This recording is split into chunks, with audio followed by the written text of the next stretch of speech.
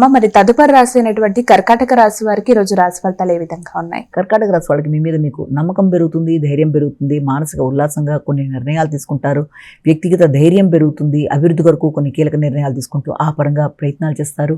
అలాగే విశేషంగా కృషి చేసి అనుకున్న పనులు సాధించడానికి ప్రయత్నాలు చేస్తారు. కొత్త ఆలోచనలతో కొత్త రోజుగా దీన్ని ప్రారంభించడానికి చేసే ప్రయత్నాలు అధికంగా ఉంటాయి. మానసిక ప్రశాంతతను పెంపొందించుకోవడానికి అధికంగా కృషి చేస్తారు.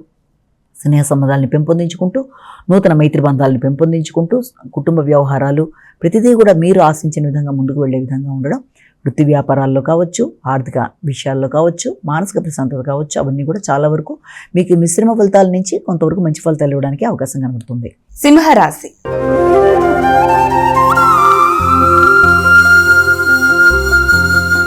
అమ్మ, మరి సింహరాశి వారికి ఈరోజు రాశి ఫలితాలు ఏ విధంగా ఉన్నాయి? సింహరాశి వాళ్ళకి ఆర్థిక వ్యవహారాల్లో అధికమైన ఖర్చుల విషయంలోనూ కొంతవరకు నియంత్రించుకుంటూ ముందుకు వెళ్ళడానికి అవకాశం కనబడుతుంది.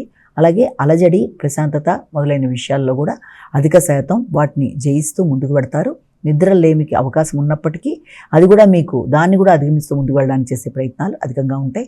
దూర ప్రయాణాలకి, వృత్తిపరమైన ప్రయాణాల కొరకు తీసుకునే నిర్ణయాలు మొదలైనవన్నీ కూడా మీకు అనుకూలంగానే ఉంటాయి. అంతేకాకుండా మీ యొక్క ఆర్థిక సంబంధమైన విషయాల్లో, లాభానికి సంబంధించిన విషయాల్లో ఖర్చులు అధికంగా ఉన్నా అది మీ వ్యక్తిగత విషయాలకు సంబంధించిన ఖర్చులు కనుక అది మీకు చాలా వరకు ఆనందాన్ని ఇవ్వడానికి కూడా అవకాశాలు అనేది కనబడుతుంది.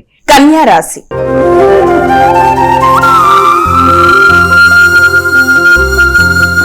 అమ్మ, మరి కన్యా రాశి వారికి ఈరోజు రాశి ఫలితాలు ఏ విధంగా ఉన్నాయి? వీరు ఎటువంటి పరిహారాలు పాటించాలి? కన్యా రాశి వాళ్ళకి ఎదురు చూసిన విషయాలు చాలా ఆశాజనకంగా ఉంటాయి.